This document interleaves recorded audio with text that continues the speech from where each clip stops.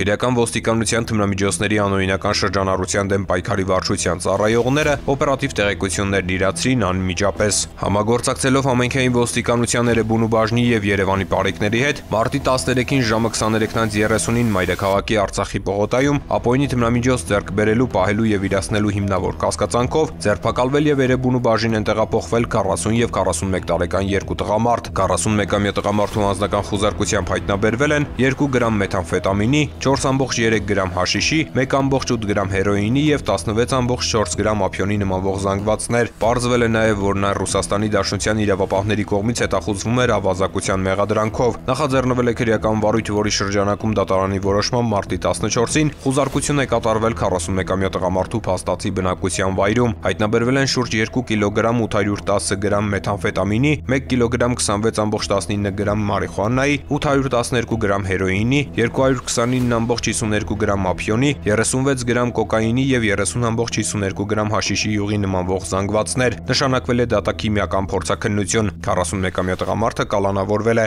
կատարվում է նախաքննություն։ Ծանուցում ենթադրյալ հանցանքի մեջ կասկածվողը կամ մեղադրվողը համարվում է անմեղ, քանի դեռ նրա մեղավորությունը ապացուցված չէ Հայաստանի Հանրապետության քրեական դատավարության օրենսգրքով սահմանված կարգով, դատարանի օրինական ուժի մեջ մտած դատավճռով։